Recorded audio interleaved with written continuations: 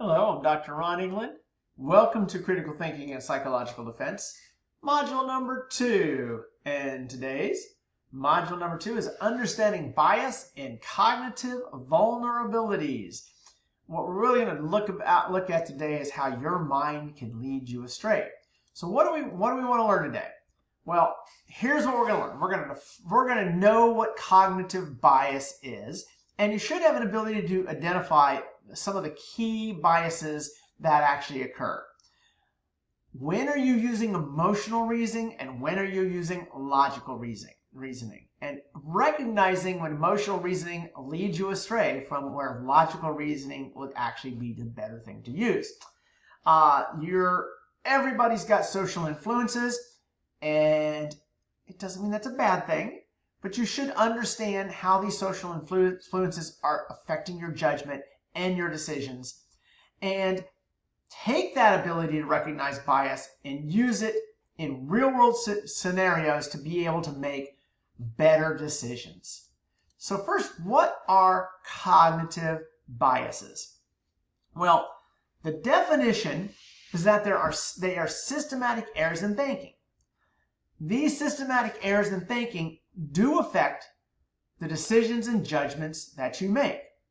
So it's when your pattern of thinking deviates from what would be considered optimal decision making, which in many cases is logic-based decisions. Now, in some cases, maybe logic-based decision may not be, it doesn't necessarily always lead you to the best decision, but we try to optimize our decision making to make the best decisions from us. But there are some characteristics of cognitive biases.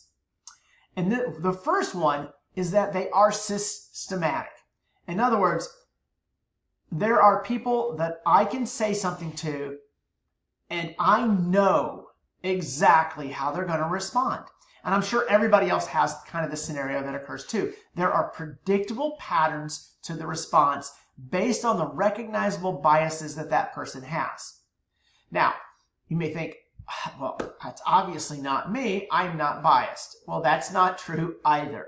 Everyone has biases. Intelligence does not free you from biases. High levels of education don't free you from biases. They may make you better at recognizing the biases, but they don't free you from them. Because really, most of those biases are unconscious. They operate outside of your awareness. You don't often realize when you're having those biases, when they're actually, but other people may be able to spot them. But what you really want to be able to do is spot your own biases. But more important, when those biases lead you down bad paths for bad decisions. Even if you know you've got biases, you're probably not going to be able to get rid of them. There's always going to be some level of bias in your thinking. Really, what you're going to do is minimize harm to yourself with respect to those biases. Why?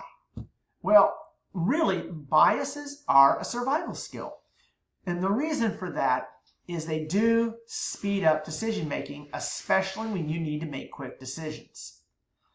Also, thinking hard about things does utilize a lot of energy, and it does conserve that mental energy for the ability to go after the places where you really do need to expend that energy, when you need to make important decisions. So they did help our ancestors survive in the environments that they had to survive in. However, we don't live in that environment anymore, and these biases can really, really lead us astray. So the trade-off, if you remember good old the thinking, systematic thinking 1 and then 2, and you remember that from the last, what you've hopefully learned from module 1, there's fast and slow ways to make decisions. Fast is often wrong. Okay, slow is usually more accurate. Well, it's not saying that fast is more often wrong. You can actually be fast and be right most of the time, but you're also going to make better decisions if you can and do utilize the slow thinking. So, where do these biases occur? Well, you see them day to day. One of the biases that's very, very common is what we call medical diagnosis bias. And that is when a doctor who's seen 10 patients, all with the same set of symptoms, gets to that 11th patient who has not got the same thing, but they make the same decision based on the symptoms, okay, and misdiagnose it. And that's basically looking at the first impression, okay. I'm not going to blaming doctors here because they've got a really difficult job and they have to see lots of patients. So making decisions quickly is unfortunately one of the things that they have to do.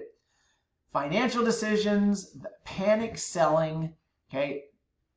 Panic selling or impulse buying are both just as bad, okay. Thinking things through is always better.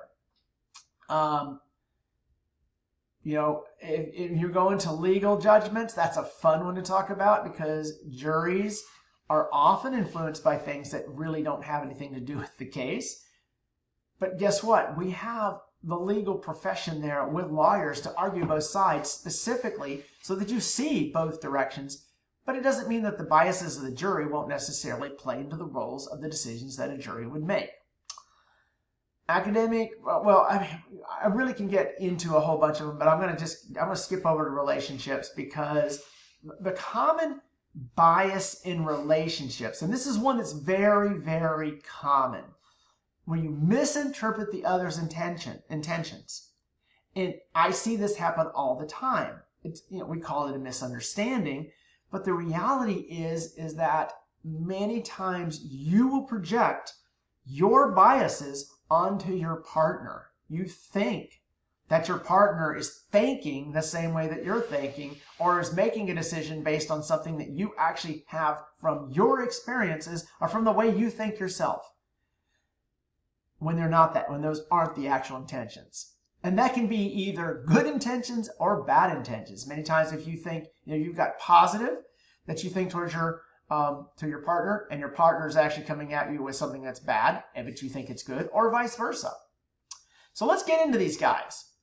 Confirmation bias. This is the one that you see a lot because, and this is just a universal thing. You want to believe things and see things and find things that reinforce your beliefs.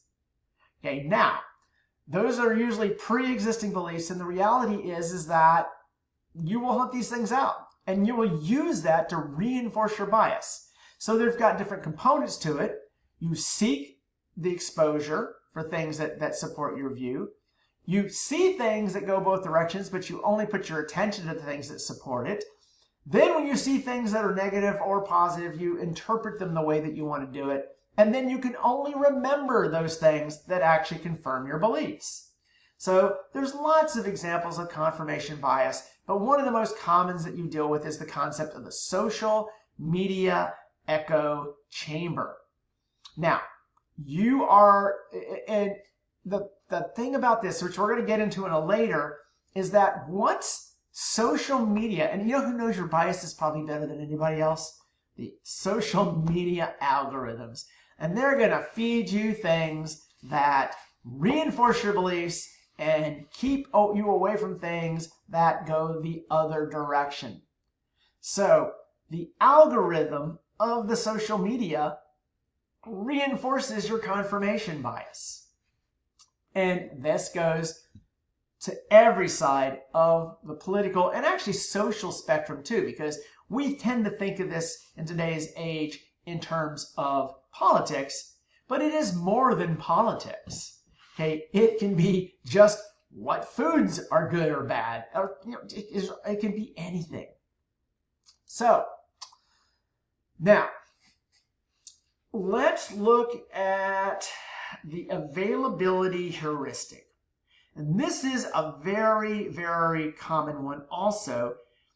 And the reason it's common is because things that are sensational get more coverage. That is really what happens. So you tend to remember them more. You may have heard about some car crashes, but everybody hears about plane crashes. So what's more dangerous? Vehicles or airplanes? Well, actually, vehicles are more dangerous, but we hear about airplanes. Now, when you're looking at availability, things that happen more recent, things that have more of an emotional impact and things that actually get more coverage, which are more in your face, will get you into a cognitive bias based on availability. So, the anchoring effect. Now, this is one that gets used, and I've got some examples here that is, and actually the real estate example is one that you see all the time. You see a house listed for $350,000, and the house isn't worth $350,000, but you negotiate the price down to $320,000 or $325,000. You're like, yeah, I just got a great deal. But the house isn't worth even $300,000. It isn't even worth the $325,000 that you're willing to pay for it. It's worth less than that. Okay, that in real estate, but that isn't just in real estate. That's in, hey, we're having a massive sale. We've marked something that's overpriced by 100%, down by 50%, giving you that anchoring effect. You see it, and you're thinking, oh, this is this, and this is this. Okay, well, it's what you see. That's the piece of information that you see concerning that decision. There's another one. I like that. This is really, and I looked for this one, the one in the restaurant menus, where they throw something at the very top of the menu that's extremely expensive. And you're like, oh man, that's really expensive. And then you look down the menu, you're like, oh yeah, well, this is much, much more reasonable. I mean, the steak's $45, but the salmon's only $28.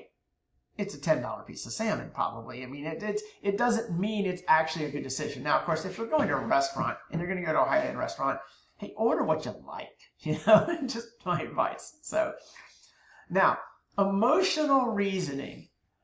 And emotion, I mean, it really is hard to break away from emotional reasoning because we're emotional beings. But how does this actually occur? Well, the first thing is the fast processing. Again, what we talked about back in Module 1. Okay, emotions get processed quickly. It is a natural tendency to do that. And emotions will have a tendency to narrow your focus. And they keep you from looking at all the different possible alternatives. So, now, we also have moods. And what happens is when you're in a mood, when you have a mood, you recall information that matches that mood. What's really interesting is how this actually applies to music. I'm not going to actually get into this, but if you want to go down a rabbit hole that's really interesting, the emotional state that's associated with various things that are occurring at that point or time in your life, and essentially, many cases, music being that one, and how the mood matches. And I think most people have experienced this, where they hear a piece of music and it pulls back that mood that goes with this. But it's also an emotional piece that overrides logic. And some things just reduce your ability to think. Stress being a biggie, anger being that form of stress. Your analytical thinking is just, I mean, when you're angry, making decisions is a really, really bad idea. You need to let it go so that you can have time to think about it. That's one of the things I've really learned to do is if I am feeling something that, and I don't get angry that often, but to let my emotions come to a neutral state before making real decisions. All right.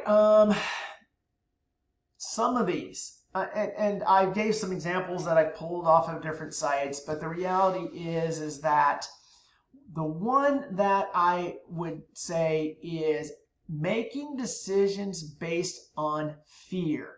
Now, some fears are absolutely rational.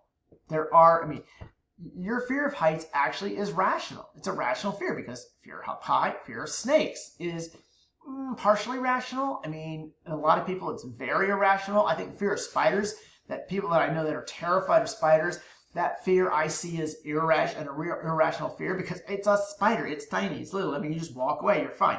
But they make decisions hey, I must kill the snake immediately. No, you don't need to kill the snake. You just simply need to walk away from it.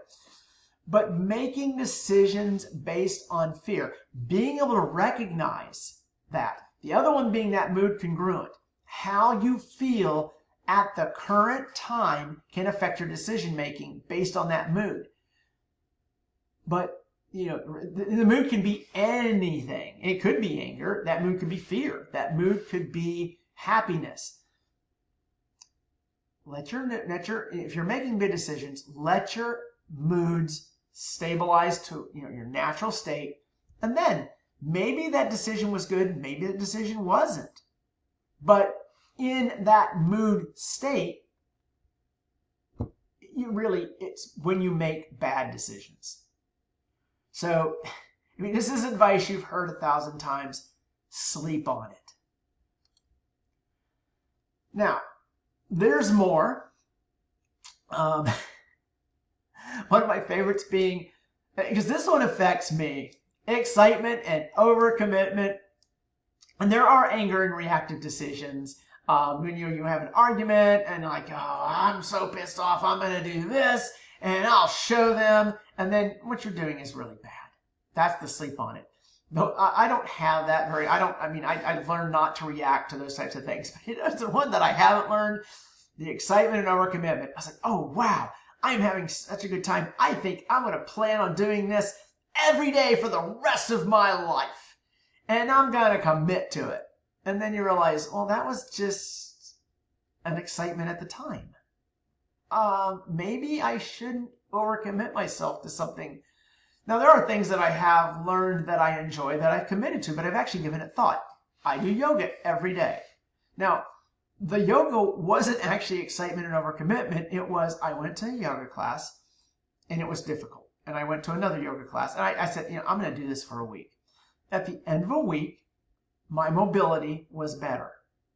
And then I made the decision based on that evidence that I'm going to try this for another week. Well, that grew into a habit, but that habit has been a positive habit because at my age, my mobility is that of somebody who is literally half my age. And I will attribute almost all that mobility ability to the yoga. So the decision wasn't based on excitement and overcommitment, but it could have very well have been. Social influences. You're gonna be influenced. And you know what? That's okay. The one thing about social influences, before I get into this, is that if your social circle is a positive and like-minded social circle with positive, and they all are good thinkers, they're probably going to have a good influence. But a lot of social scenarios aren't ones where you have good influences. So one of the things that happens all the time is the social proof bias. And this is, I often call this the lemming bias, because it makes a lot of sense as lemming bias. Hey, if everybody else is doing it, it must be okay. Okay, all the people I know believe this. It must be true. Not necessarily. Now, there is a reason why you have that, because you need social groups for survival. At least you did back in the day. You needed those social groups. The loner died. The people in the pack survived. That simple. And so there's an evolutionary advantage to us wanting to be in social scenarios. Okay, but we often use this as a shortcut. Hey, they're doing it, I'm going to do it too. And hey, I'm not sure what I need to do, but everybody else is doing it, we're good. And the real basis of it, everybody, well, very small exceptions, really want to fit in. People want to be liked. People want to feel, that they have friends and a social group that they can count on and trust. Now, it may lead to a social proof bias. It doesn't necessarily mean those social groups are a terribly bad thing. It depends on what those social groups are doing. So there's a whole lot of proof for this. Some classic examples. The waiting list. It's amazing how many people see a line and want to jump into it. or they see that there's a waiting list and they want to get on the waiting list. Because obviously if people are waiting for this, it must be good. Or we're going to sell out. This is so popular. You need to get in right now before we sell out because it's so popular. Okay. Now, one of the ones, and this isn't necessarily a bad one, but the trend or the fashion trend. I must wear this because everybody else is wearing this and it makes me feel very good to wear this to be like the group. Is it you? Yeah, you may have differences. It's okay to be yourself. It is okay. And being yourself doesn't mean you're not going to be part of the group. You can be part of the group and be very unique. Just trust me on that. All right. The authority bias. Oh, I love the way actually my picture comes up on this one because I'm actually sitting on top of somebody else's face in the video. And I think if I could just change my face out with that one, would be hilarious. Anyway, the authority bias.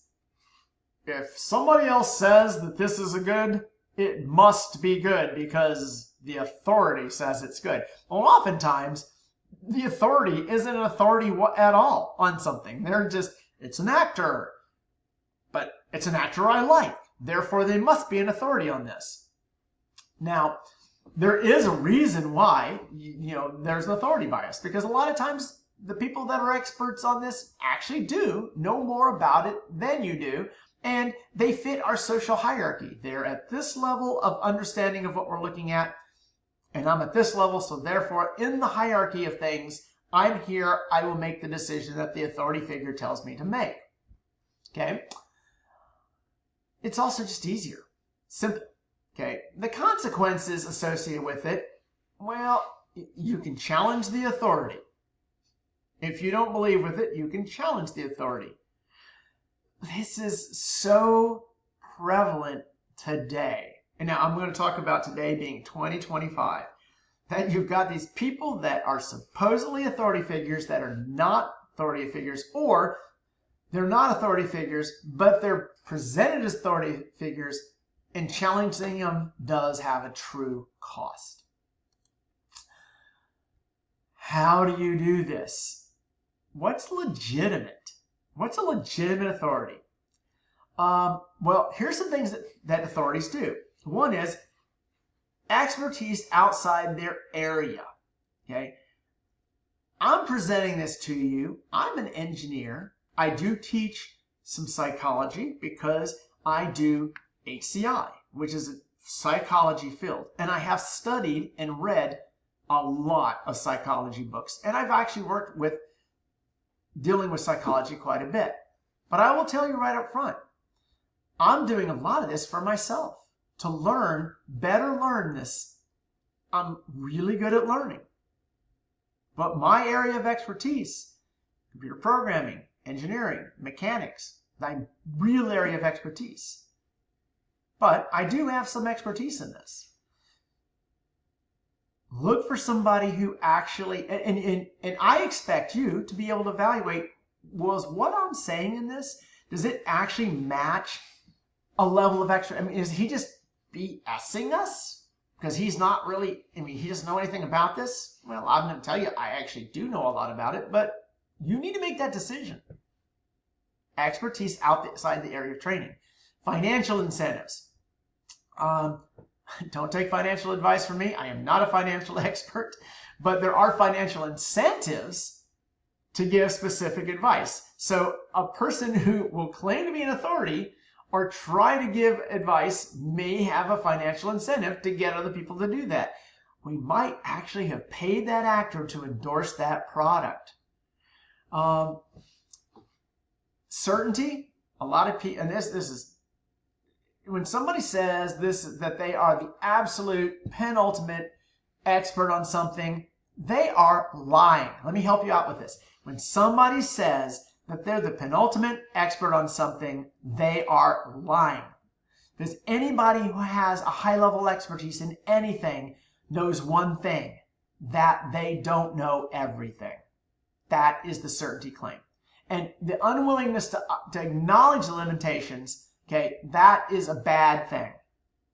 The other thing is if they discourage questions, yeah, they're BSing you.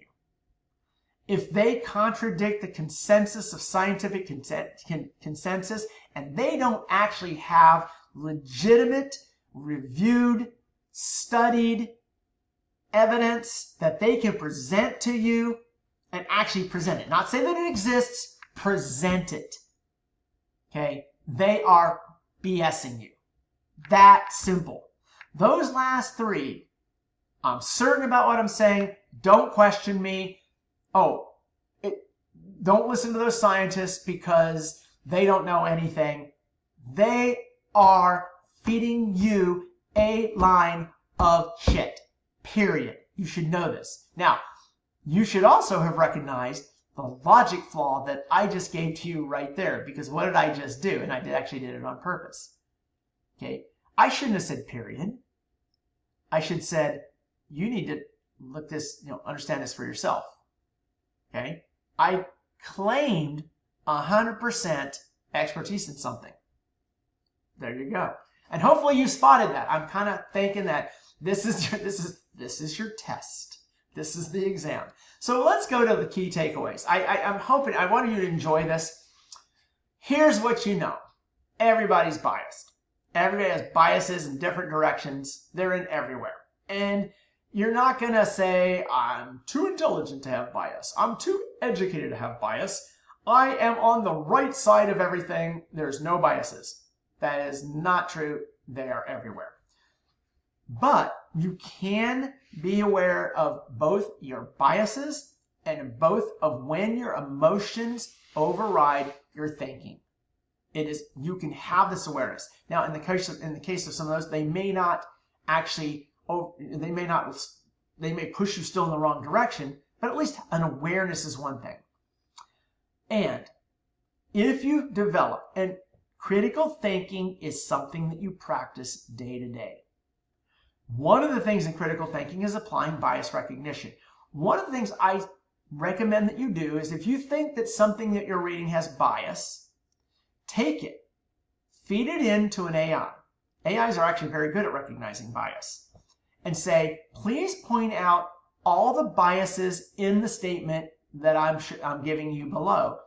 And before it, hit the button, but don't look at it just yet. Look at the statement that you gave it and see if you're capable of recognizing the biases that will likely come back from the AI. And that will actually be a great way to look at your level of expertise. Now, I'm not going to say that the AI is going to recognize every bias, and I'm not going to say it's going to be 100% right every single time that you do that. But it is that I have tested this many, many times, and I found that many of the AIs, I use Claude, ChatGPT, Gemini, Grok, they have all done a good job of bias recognition. Sorry for the long, long lecture. I tried to make it as interesting as I possibly could with great personal examples. I'm hoping that you're enjoying these. This is Module 2, and we'll move on to Module 3 next.